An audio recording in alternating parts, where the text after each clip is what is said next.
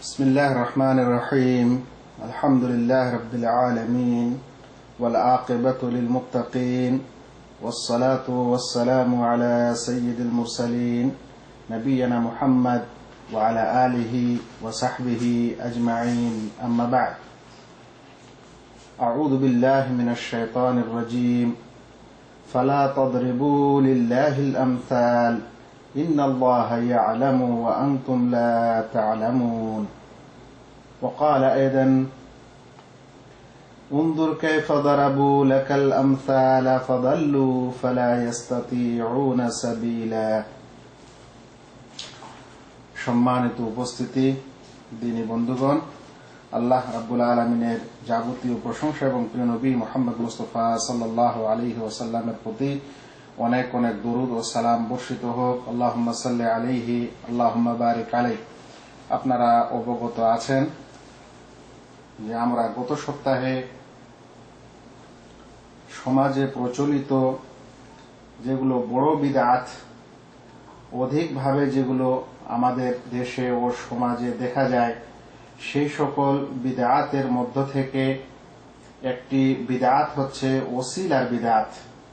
ওসিলা ধরা ও তাওয়াসসুল ও ওসিলার বিদআত, এটা আমাদের সমাজে একটি প্রচলিত বড় বিদআতের মধ্যে অন্তর্ভুক্ত।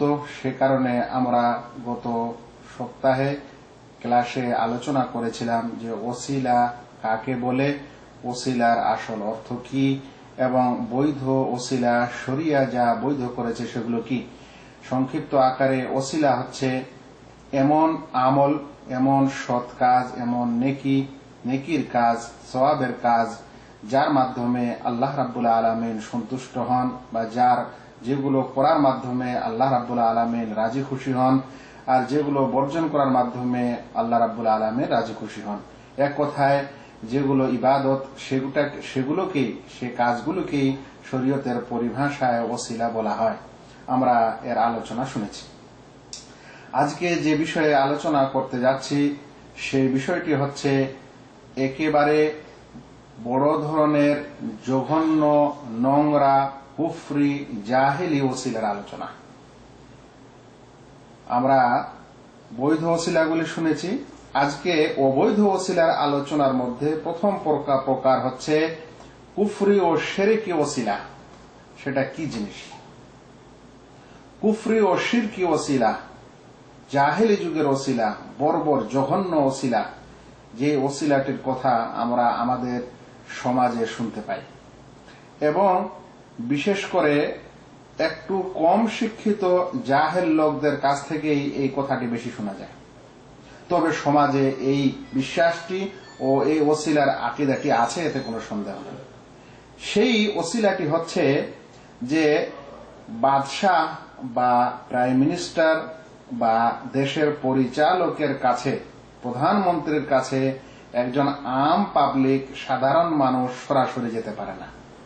তাদেরকে ওজির বা তাদেরকে মন্ত্রী ধরতে হয়, আর মন্ত্রীর মাধ্যমে একজন সাধারণ মানুষ সেই প্রেসিডেন্টের কাছে বা প্রধানমন্ত্রীর কাছে যায়। এই কথাটিকে অন্যভাবে এভাবে বলা হয় যে আমরা সরাসরি কোর্টের হাকিমের কাছে যেতে পারি না উকিল ধরা ছাড়া। একজন উকিল ধরতে হয়, সেই আমাদের কাজ কাম বা ফয়সালা বা কেজের যাবতীয় বিধান, যাবতীয় জিনিস সেটা কাজীর কাছে বা হাকিমের কাছে উপস্থাপন করে এবং সেভাবে সেটা ফয়সালা হয়। তাই যেহেতু একজন সাধারণ মানুষ সরাসরি হাকিমের কাছে যেতে পারে না, তার দরবারে যেতে পারে না, সাধারণ মানুষ ওজির ছাড়া বা মিনিস্টার ছাড়া, মন্ত্রী ছাড়া প্রধানমন্ত্রীর কাছে যেভাবে যেতে পারে না, সেভাবে আমরা সাধারণ মানুষ একজন পীর ধরা ছাড়া বা একজন শেখ ধরা ছাড়া আল্লাহর কাছে কিভাবে যেতে পারি? এই সংশয়টি বা এটি হচ্ছে ওসিলার জঘন্যতম ওসিলা। আমাদের সমাজে এই কথাটি নেই কি? আমি আপনাদেরকে প্রশ্ন করছি, আমাদের সমাজে এই সন্দেহটি, সংশয়টি আছে না নেই? জি, যদি আছে তাহলে সেই কারণেই আমি এই জঘন্যতম ওসিলার বিষয়টি আলোচনা করতে যাচ্ছি। জি, তো আমাদের সমাজে একটি কথা আছে, বিশেষ করে ওই সকল লোক যারা একজন পীরকে ধরা, ওরা বলে পীর ধরো, পীর না ধরলে পার পাবে না, পীর ধরা যারা এই বিশ্বাস করে যে একজন পীরকে ধরতেই হবে, ওরাই হচ্ছে ওই সকল লোক যারা এই কথাটা বলে থাকে। কারণ তাদের ধারণা যে সাধারণ মানুষগুলো আল্লাহ তাআলার কাছে যেতে পারবে না, বা বলতে পারেন আল্লাহ তাআলার দরবারে তাদের আমল পৌঁছানো যাবে না, তাদের সৎ কাজগুলি গ্রহণীয় হবে না যতক্ষণ পর্যন্ত তারা একজন সৎ ব্যক্তিকে ওসিলা না ধরে, সৎ ব্যক্তিকে মাধ্যম না ধরে।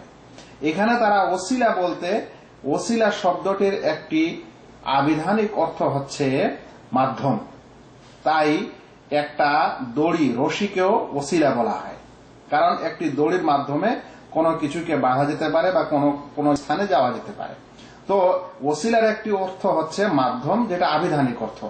তারা এই আবিধানিক অর্থটা নিয়েছে, নেওয়ার পর এই সমস্যা বা এই গোলমালে পড়েছে। কিন্তু ওসিলার যেটা শারঈ অর্থ, অর্থাৎ ইতাআত বা আল্লাহ তাআলার আনুগত্য, সেই মানেটা ওরা ছেড়ে দিয়েছে, আর মানুষকে ওটা বলে না। তাই ওসিলা শব্দটির যেটি আবিধানিক অর্থ, সেই অর্থে তারা ব্যবহার করার পর বলছে যে প্রত্যেক সাধারণ মানুষকে, এরা নগণ্য মানুষ, এরা যদি নিজের আমল সমূহ আল্লাহ তাআলার কাছে পৌঁছাতে চায়, আল্লাহর সন্তুষ্টি চায় বা আল্লাহর আরো কিছু হতে চায়, তাহলে একজন ওসিলার প্রয়োজন আছে, মানে মাধ্যমের প্রয়োজন আছে। আর সেই মাধ্যমটি কি হবে, কে হবে? তো বলছে সৎ ব্যক্তি হবে। আর অনেকে বলে থাকে আমরা পীরেরাই হচ্ছি সেই মাধ্যম, সেই কারণে আমাদের ধরেন, মানে আমাদের হাতে অঙ্গীকার করেন, হওয়ার পর মুরিদ হন, হওয়ার পর আপনি আপনার এখন যাবতীয় যা কিছু করবেন, সৎ কাজ করবেন, আমাদের মাধ্যমেই আল্লাহ তাআলার কাছে পৌঁছাবে। এটা হচ্ছে ওসিলা, জঘন্য ওসিলা বা শিরকীয় কুফরি ওসিলা। কেন? মনে রাখবেন, যে ব্যক্তি এরকম ওসিলা দেয় বা এরকম মন্তব্য করে যে নগণ্য বান্দার আমল আল্লাহ তাআলার কাছে পৌঁছাবে না, সে কারণে একজন মাধ্যমের প্রয়োজন আছে, আর সেই মাধ্যমটি হবে কোন সৎ বান্দা বা খাজা বাবা বা পীর ফকির আর অন্য কিছু, এমনকি নবী ওলি আর কেউ, তাহলে মনে রাখবেন এটা হচ্ছে তাশবিহুল খালিক বিল মাখলুক। খালিককে, সৃষ্টিকর্তা যিনি, তাকে সৃষ্টির সাথে উপমা দেওয়া। যিনি আমাদের সৃষ্টিকর্তা, তাকে সৃষ্টির সাথে উপমা দেওয়া, তাশবিহুল খালিক বিল মাখলুক। আল্লাহ রাব্বুল আলামিনকে কোন নগণ্য সৃষ্টির সাথে উপমা দেওয়া, সৃষ্টির উপমা দেওয়া, সৃষ্টির মতো মনে করা। যদি কেউ খালেককে, মহান রব্বুল আলামিনকে সৃষ্টি জগতের কোন এরকম সৃষ্টির সাথে উপমা দেয়, তাহলে এটা হচ্ছে কুফর, এটা হচ্ছে বড় ধরনের কুফর, এটা হচ্ছে শিরক। আল্লাহ তাআলা কোরআনে বলছেন লাইসা কামিথলিহি শাইউন ওয়া হুয়াস সামিউল বাসীর। তার মতো কোনো কিছু নয়, তার সদৃশ্য কোনো কিছু নয়, তিনি সর্বশ্রোতা ও সর্বদ্রষ্টা। তাহলে তার সদৃশ্য যদি কোনো কিছু না হয়, তার মতো যদি কোনো কিছু না হয়, তাহলে আমরা এখানে কোনো একজন মাখলুককে, প্রাইম মিনিস্টারকে বা কোনো এক হাকিমকে আল্লাহ রাব্বুল আলামিনের সাথে কিভাবে উপমা দিই? আল্লাহ রাব্বুল আলামিন এই কারণেই হয়তো বলছেন উনদুর কাইফা দারাবু লাকাল আমসাল, দেখো তারা কিভাবে উপমা পেশ করছে তোমার জন্য, তোমার জন্য কিভাবে উপমা পেশ করছে, তোমার ব্যাপারে কিভাবে উপমা পেশ করছে, দেখো। ফাদাল্লু ফালা ইস্তাতিউনা সাবিলা, তারা পথভ্রষ্ট হয়ে গেছে, তারা কোনদিনই সৎ পথ পাবে না। তিনি অন্য জায়গায় বলছেন ফালা তাদরিবু লিল্লাহিল আমসাল, আল্লাহ তাআলার এরকম কোন উপমা পেশ করো না, আল্লাহ তাআলার এরকম উপমা পেশ করো না। ইন্নাল্লাহা ইয়ালামু ওয়া আনতুম লা তা'লামুন, অবশ্যই আল্লাহ তাআলা জানেন এবং তোমরা জানো না, অবশ্যই আল্লাহ তাআলা জ্ঞাত এবং তোমরা অজ্ঞ। সেজন্য এরকম উপমা পেশ করা যাবে না। এরকম উপমা যে পেশ করে, সে মহান আল্লাহকে, মহিয়ান গরিয়ান সত্তাকে তার নগণ্য মাখলুকের সাথে উপমা দেয়, সামঞ্জস্য করে, তার মতো করে তুলে এবং মানুষকে বলে, যেটা শরিয়ায় পুরোপুরি নিষেধ। সেই কারণে আল্লাহ রাব্বুল আলামিন এই আয়াতগুলি অবতীর্ণ করেছেন। এটা যে নিষেধ, এটা যে কুফরি এবং এটা যে কাফেরদের সংশয়, সেটা বলার আগে একটি আমি ছোট্ট ঘটনা শুনাই। মৌলানা আবু তাহের বর্ধমানী রাহিমাহুল্লাহ বাংলা ভাষী একজন খুব সুপণ্ডিত আলেম মানুষ। তিনি নাকি একদিন সফরে যাচ্ছিলেন। ঘটনাটি আমি তার সংস্পর্শে থাকা এক ব্যক্তির বরাতে বলছি, যদিও আমি এই শেখকে মৌলানা আবু তাহের বর্ধমানী রাহিমাহুল্লাহর সঙ্গে জীবনে কয়েক ঘন্টা থাকা এবং তার সাথে থাকার আমার সৌভাগ্য ছিল। তো এরকম ইনি একজন ভালো আলেম প্লাস যুক্তিবাদী মানুষ ছিলেন। মানুষকে তার যুক্তির মাধ্যমে এবং লজিকের মাধ্যমে কোরআন সুন্নতকে তিনি বুঝতেন এবং লজিকের মাধ্যমে মানুষকে পরাস্ত করতে পারতেন। এরকম ইনি একদিন সফর করছেন। ঘটনাটা এই কারণে শোনাচ্ছি যে দেখেন এটি কেন কুফরি বিশ্বাস, কেন এটি শিরকি বিশ্বাস। শুনেন ঘটনাটি। তিনি একদিন ট্রেনে সফর করছেন। সফর করার সময় তার মোকাবিলার তার সামনের সিটে একজন হিন্দু ও মুসলিম বাবা, তারাও বাবা বলে থাকে, সেও সফর করছে।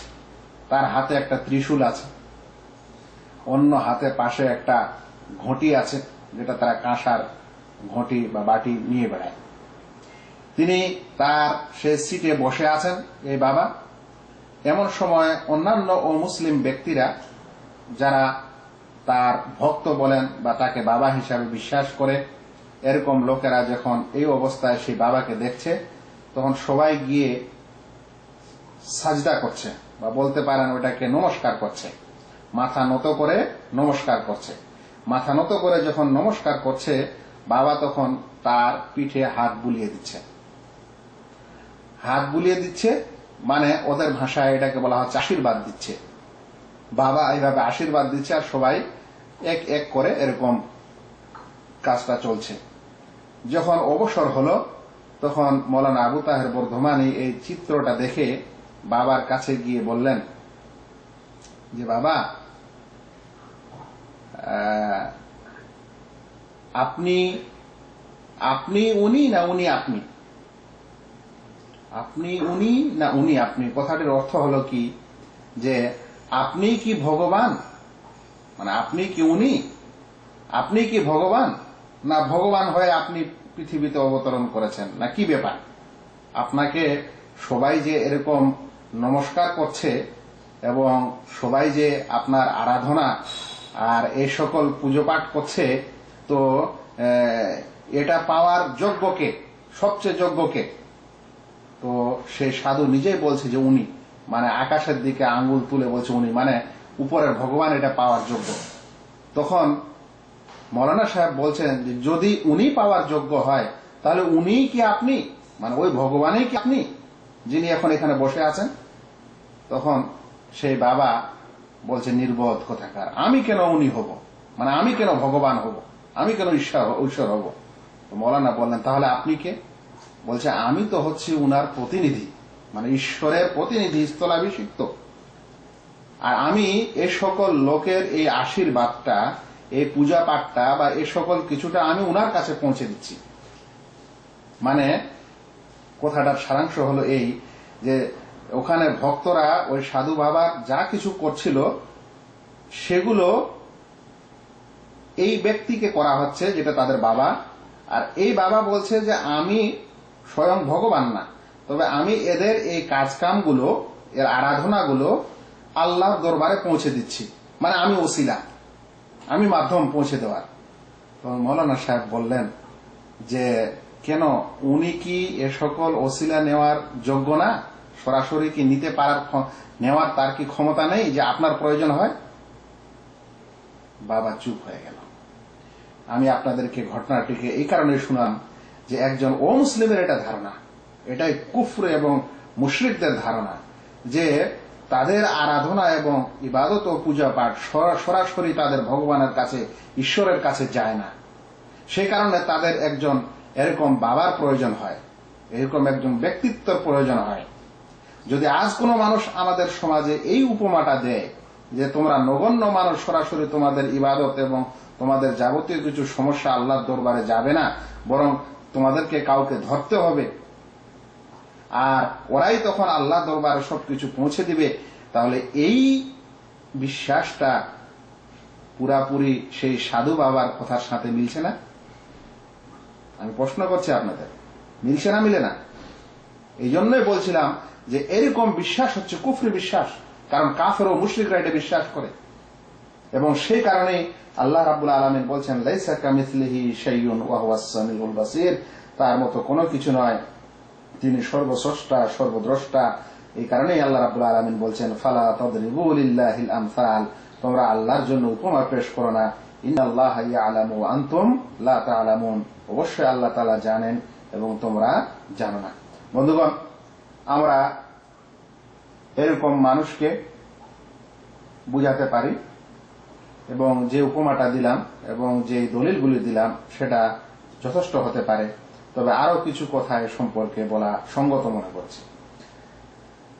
যারা এরকম মনে করে তাদেরকে বোঝা উচিত যে যারা পৃথিবীর রাষ্ট্রনায়ক, প্রধানমন্ত্রী বা রাষ্ট্রপতি, তারা একসঙ্গে তাদের সকল জনগণের আবেদন শ্রবণ করার ক্ষমতা রাখে না। যে কোনো প্রাইম মিনিস্টার, পৃথিবীর যে কোনো রাষ্ট্রপতি, সে কি এক টাইমে একই সময়ে তার সকল জনগণের আবেদন শুনতে পারে, শোনার ক্ষমতা রাখে? আজ কোনো মানুষের সঙ্গে কথা বলতে গেলে বাকি লোককে চুপ থাকতে হয়, আর একজন কথা বলে কেন? কারণ সবাই একসঙ্গে কথা বললে কোনো মানুষের এটা ক্ষমতা নেই যে সকলের কথা সে শুনতে পারবে ও বুঝতে পারবে। এই কারণে পৃথিবীর যাবতীয় যতগুলো প্রাইম মিনিস্টার হোক আর কিছু হোক, তারা যদি সকলকে একসঙ্গে ছেড়ে দেয় আর সকল রাজত্বের তাদের জনগণ যদি একসঙ্গে তার কাছে গিয়ে কথা বলতে লাগে, তাহলে সে শুনতেই পারবে না, আর না সেগুলো বুঝার ক্ষমতা আছে, আর না এরকম ব্যবস্থা আছে। সেই কারণেই কিন্তু প্রয়োজন হয়েছে তাদের যে মিনিস্টার তৈরি করা, একটা বডি তৈরি করা, আর সেই মিনিস্টারের মাধ্যমে তার কাছে ধীরে ধীরে কোনো ফাইল আসবে, একটা একটা করে কথা আসবে, সকলের সে শোনার ক্ষমতা রাখে না। এই কারণে এই সিস্টেম, কারণ মানুষ হচ্ছে অক্ষম, মানুষ হচ্ছে মুখাপেক্ষী, কিন্তু আল্লাহ রাব্বুল আলামিন কখনোই মুখাপেক্ষী না। আল্লাহ তাআলা কোরআনে বলছেন ইয়া আইয়ুহান নাস আনতুমুল ফুকারা ইলাল্লাহ, হে লোকেরা, তোমরাই হচ্ছ আল্লাহ তাআলার কাছে মুখাপেক্ষী, তোমরা হচ্ছ আল্লাহর দিকে মুখাপেক্ষী। ওয়াল্লাহু হুয়াল গানিয়ুল হামিদ, আর আল্লাহ হচ্ছেন ও মুখাপেক্ষী প্রশংসিত। সূরা ফাতির 15 নম্বর আয়াত। এই কথাই আল্লাহ রাব্বুল আলামিন সূরা ইখলাসে বলছেন আল্লাহুস সামাদ, আল্লাহ তাআলা ও মুখাপেক্ষী। কিন্তু মানুষ মুখাপেক্ষী, তাই এই সকল প্রেসিডেন্ট ও প্রাইম মিনিস্টার মুখাপেক্ষী। সে নিজেই সব কাজ করতে পারে না, সকলের আবেদন শুনতে পারে না একসাথে, আর না দেওয়ার ক্ষমতা রাখে। সেই কারণে সে একটা নিয়ম শৃঙ্খলা করে, আর সেই কারণে মিনিস্টারের প্রয়োজন হয়েছে। কিন্তু আল্লাহ রাব্বুল আলামিনের কি এরকম? নাউজুবিল্লাহ। আল্লাহ তাআলা হচ্ছেন হুয়াল গনি, তিনি হচ্ছেন ও মুখাপেক্ষী, তিনি কোনো কিছুর কারো প্রয়োজন মনে করেন না। সেই কারণে তার দরবারে একই সময়ে কোটি কোটি পৃথিবীর শুধু মানুষ না, মানুষ যাবতীয় প্রাণী যার যা কিছু প্রয়োজন আছে, যেটার প্রয়োজন হয়, তিনি একই সঙ্গে শুনতে পারেন, শোনার ক্ষমতা রাখেন। কিন্তু আমরা অজ্ঞরা আল্লাহ রাব্বুল আলামিনের এরকম উপমা দিয়ে থাকি। বন্ধুগণ, যে সকল মিনিস্টার এবং এই হাইকোর্টের উকিল এবং হাকিমের যে কথা বলে মানুষকে বিভ্রান্ত করা হচ্ছে, এরকম লোকদেরকে জানা দরকার যে এই সকল প্রেসিডেন্ট এবং এই সকল প্রধানমন্ত্রী তারা এমনই যে তারা অনেক সময় নিজের প্রয়োজনটা পূরণ করতে পারে না, সকল প্রজার প্রয়োজন পূরণ করা তো দূরের কথা। আজ পৃথিবীতে কোনো এমন প্রাইম মিনিস্টার নেই যে সে তার দেশের সকল, একটা দেশের, ওরা তো গোটা পৃথিবীর সব দেশের প্রাইম মিনিস্টার না, একটা বিশেষ ভূখণ্ডের হয়।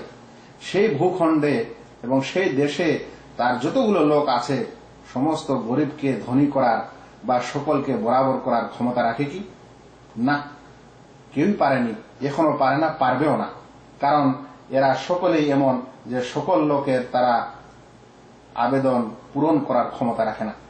আল্লাহ রাব্বুল আলামিন, আল্লাহ রাসূল সাল্লাল্লাহু আলাইহি সাল্লাম একটি হাদিসে কুদসিতে বলছেন, হাদিসে কুদসি মুসলিম শরীফের কিতাবুল ঈমানে বর্ণিত হয়েছে।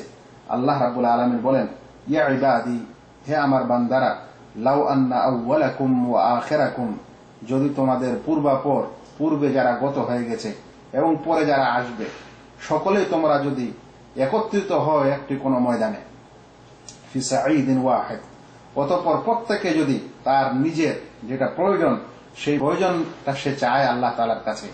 আল্লাহ তাআলা বলছেন, ওয়া আতাইতু কুল্লা ওয়াহিদিন মাসআলাতাহ, এবং প্রত্যেককে যদি আমি তার চাওয়া, সে যেটা চায় সেটা যদি আমি দিয়ে দিই, পৃথিবীর প্রত্যেক মানুষ, আগে যারা গত হয়েছে এবং ভবিষ্যতে আসবে, এরকম সকল লোক যদি এক জায়গায় জমা হয়ে নিজের যা প্রয়োজন সেটা যদি চায়, নিজের যদি তার কাছে যতগুলো অর্থ চায় সেটা যদি আল্লাহ দেন, কেউ যদি আরো বড় কিছু চায়, সেটা তার গাড়ি হোক, বাড়ি হোক, পোষা হোক, এমনকি কোন রাষ্ট্র হোক, রাষ্ট্রপ্রধান হোক, যাই মন তাই হোক, মানুষের অন্তর যেটা বলে, এরকম যা কিছু চায়, আর আল্লাহ বলছেন আমি যদি তোমাদের এরকম সকলের মন চাওয়া দিয়ে দিই, তাহলে আমার ভান্ডার থেকে কিছুই কম হবে না।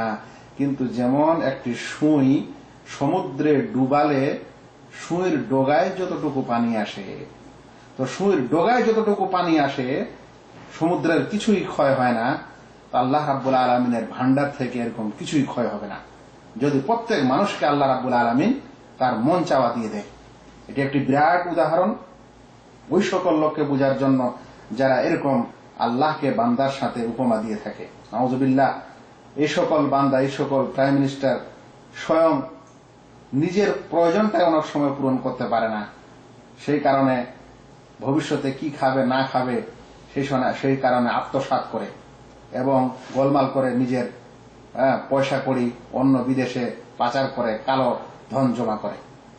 আর এদেরকে আমরা আল্লাহ তাআলার কাছে সাথে উপমা দিচ্ছি। নাউজুবিল্লাহ, আমাদের চিন্তা করা দরকার। বন্ধুগণ, যাদেরকে এই উপমা দেওয়া হচ্ছে, এই সকল মানুষকে আল্লাহ তাআলার সাথে এরা তাওহীদের জ্ঞান রাখে না। এরা বান্দা এবং আল্লাহ তাআলার মাঝে যে কতখানি এক অপরের মর্যাদার মধ্যে যে কতখানি পার্থক্য, সেটা বুঝে না। আমাদের জানা দরকার এরকম লোককে, যে এরকম প্রাইম মিনিস্টার ও মিনিস্টারেরা 5 বছরের জন্য আসে, তবু আবার কত ঝড় ঝামেলা করে, কত ভোট নিয়ে, কত কি নিয়ে, কত মানুষের কাছে অপদস্থ হয়ে চেয়ে মাগে, 5 বছর হলে আবার নামতে হয়, আবার মরণ আসলে যেতে হয়। কিংবা শক্তিশালী কোনো যদি আরো রাজার উদ্ভব হয়, তাহলে দেখা যায় যে একে হত্যা করে আবার সেই গদ্দিতে অন্য কেউ আসীন হয়। কিভাবে আমরা আল্লাহ রাব্বুল আলামিনকে মানুষের সঙ্গে বা মিনিস্টারের সঙ্গে আর হাকিমের সঙ্গে উপমা দিয়ে থাকি। চিন্তা করেন, কোন প্রাইম মিনিস্টারের যদি পেট খারাপই হয়, বড় ঝামেলা বাদ দেন, পেট খারাপই যদি হয়, পেট ভুটভাট শুরু হয়ে যায়, তাহলে কি প্রোগ্রামে যেতে পারে না প্রোগ্রাম করতে পারে? যদি কোনো জায়গায় প্রোগ্রামের জন্য যাবতীয় কিছু আয়োজনও করা হয়, তারপরে যদি হেলিকপ্টারটার সাথে না থাকে বা প্লেনটা খারাপ হয়ে যায়, তাহলে তো প্রোগ্রাম বানচাল হয়ে যায়। তো এতটুকুরই ক্ষমতা রাখে না। আর আমরা এরকম মানুষকে আল্লাহ রাব্বুল আলামিনের সাথে উপমা দিয়ে থাকি। নাউজুবিল্লাহ, আমাদের এ সকল জঘন্য উপমা এবং জঘন্য কথা থেকে দূরে থাকা উচিত। আল্লাহ রাব্বুল আলামিন সূরা ইসরা 56 ও 57 নম্বর আয়াতে বলছেন, উলাইকাল্লাযীনা ইয়াদউনা, ওরাই যাদেরকে ওরা ডেকে থাকে, তারা যাদেরকে ওরা ডেকে থাকে, মানে মানুষ যাদেরকে আহ্বান করে থাকে, যাদের কাছে চায়, যাদের কাছে আশা করে, ওরা কি করে? বলছে ওরাই তো ইয়াবতাগুনা ইলা রাব্বিহিমুল ওয়াসিলা, তারাই তো তার নিজের রবের কাছে ওসিলা তল্লাশ করে। মানে যাদেরকে আজ পৃথিবীতে মানুষ এরকম লোকেরা ওসিলা মনে করছে, সেটা মূর্তিকে ওসিলা মনে করা হোক কিংবা কোনো বাবাকে মনে করা হোক, সেটা জীবিত হোক বা মৃত হোক, নৈকট্যের মাধ্যম মনে করা হচ্ছে যে এরা আমাদেরকে আল্লাহর নিকটে করে দিবে, আর কিছু করে দিবে। এরাই ইয়াবতাগুনা ইলা রাব্বিহিমুল ওয়াসিলা, এরাই তো আল্লাহ তাআলার কাছে আল্লাহ তাআলার নৈকট্য চায়। আইয়ুহুম আকরাবু ইয়ারজুনা রাহমাতাহ, এরা আল্লাহ তাআলার রহমতের আশা করে। ওয়া ইয়াখাফুনা আযাবাহ, তার আযাবকে ভয় করে। ইন্না আযাবা রাব্বিকা কানা মাহযুরা, অবশ্যই তোমার প্রভুর আযাব খুবই খুবই ভয়ঙ্কর। যাই হোক, আল্লাহ তাআলা বারংবার এ সকল উদাহরণ এবং এ সকল উপমা থেকে নিষেধ করেছেন। আপনাদেরকে শেষ কথা হিসাবে একটি জিনিস বলে দিই। মক্কার যারা মুশরিক ছিল সেই সকল মুশরিকরা আল্লাহকে অস্বীকার করত না, আল্লাহ নেই এ কথা বলতো না। তারা এটা বিশ্বাস করত যে আল্লাহ আছে এবং বাইতুল্লাহকে আল্লাহরই ঘর বলতো। সেই বাইতুল্লাহ তারা তোয়াফও করত। কার তোয়াফ করত?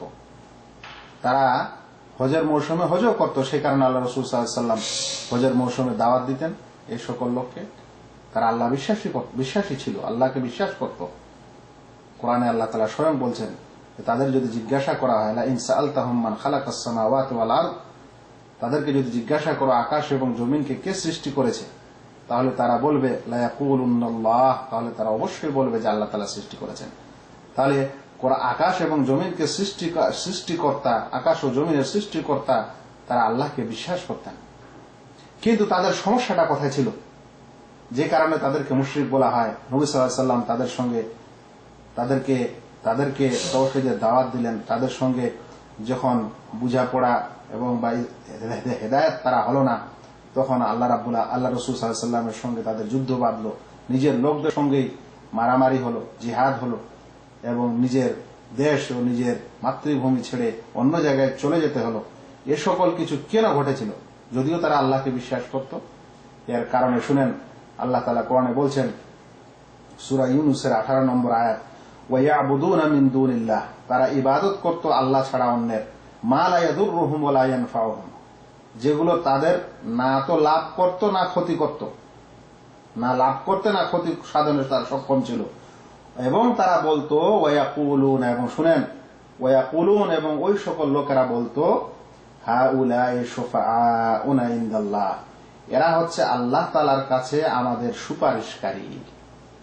তাহলে ওই সকল লোকেরা, মক্কার লোকেরা মুশরিক এই কারণেই ছিল যে তারা এই সকল মূর্তিকে সুপারিশকারী মনে করত আল্লাহ তাআলার কাছে, যে এরা আমাদের ভুল ত্রুটিগুলো যা হচ্ছে, যা গুনাহ হচ্ছে, পাপ হচ্ছে, এগুলোর ব্যাপারে আল্লাহ তাআলার কাছে সুপারিশ করবে এবং আমাদের সুপারিশ করিয়ে পার করিয়ে দিবে।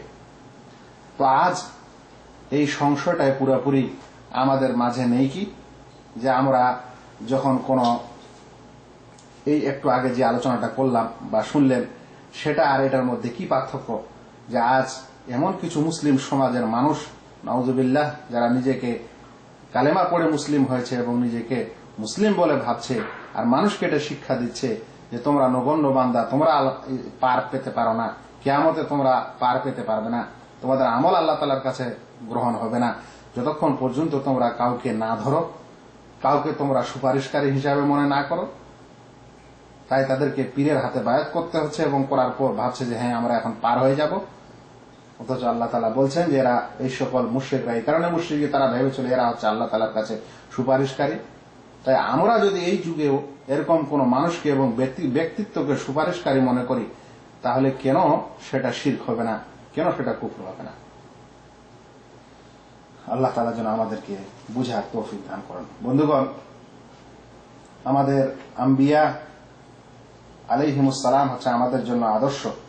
তারা যেভাবে জীবন যাপন করেছেন এবং তাদের যেটা নিয়ম নীতি ছিল এই দুনিয়াতে জীবন যাপন করার ক্ষেত্রে, আল্লাহ তাআলার ইবাদত করার ক্ষেত্রে, এবং তারা নিজের কওমকে, নিজের সম্প্রদায়কে যা বুঝিয়েছেন, যেভাবে তারা থাকতে বলেছেন, সেই নীতিতে আমাদের থাকতে হবে এবং সেটাই হবে আমাদের নিয়ম নীতি।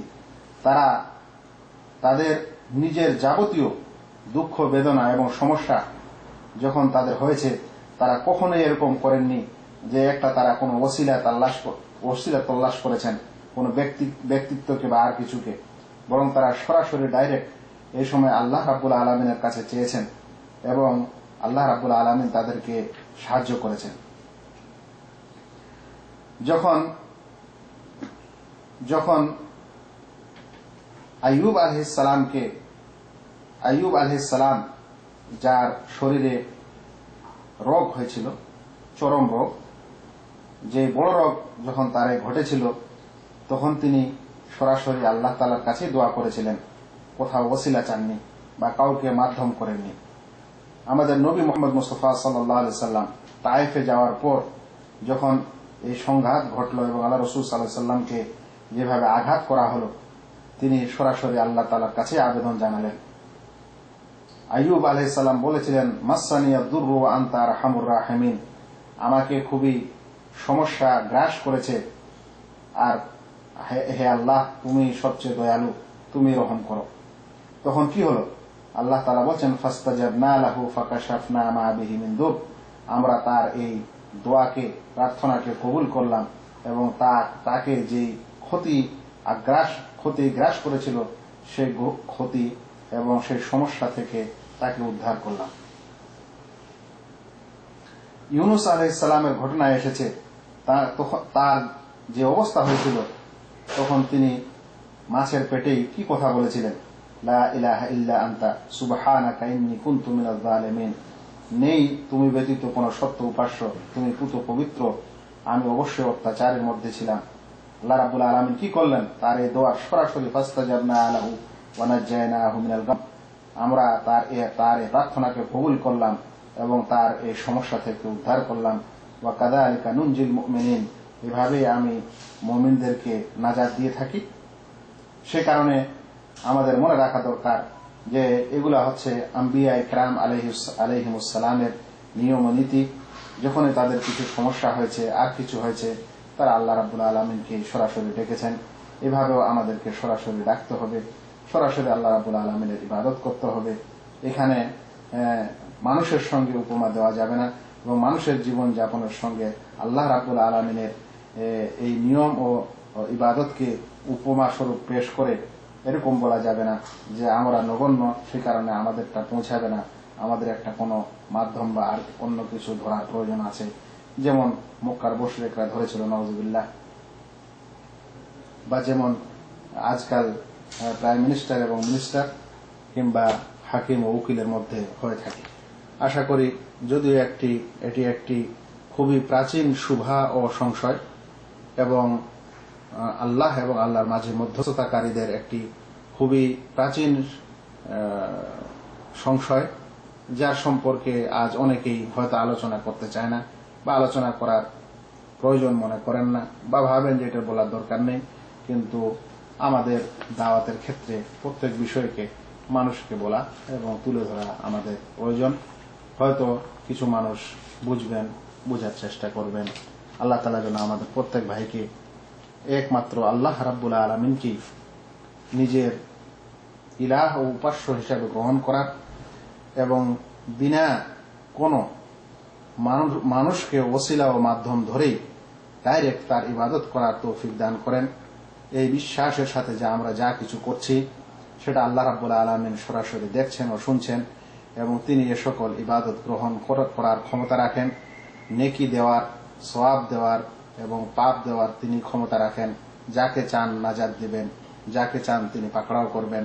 আমরা যেন সে সাধু বাবার মতো না করি যে মানুষকে শিক্ষা দিব যে আমি ভগবান নই, কিন্তু ভগবানের কাছে আমি আমার তার ভক্তদের এ সকল আরাধনা, পূজা পাঠ এবং যা কিছু তারা করছে সেটা পৌঁছে দিচ্ছি। কারণ যদি এরকম বলি তাহলে আল্লাহ রাব্বুল আলামিন কি বান্দাদের এ সকল কাজ, এ সকল সওয়াব ও নেকির কাজ যেটা বান্দা করছে, ইবাদত করছে, সেগুলো গ্রহণ করার কি তিনি ক্ষমতা রাখেন না? নাউযুবিল্লাহ। আল্লাহ রাব্বুল আলামিন অবশ্যই ক্ষমতা রাখেন এবং তিনি সব কিছু ব্যাপারে জ্ঞাত ও ক্ষমতাশীল। ওয়া মা আলাইনা ইল্লাল বালাগ। আসসালামু আলাইকুম ওয়া রাহমাতুল্লাহি ওয়া বারাকাতুহু।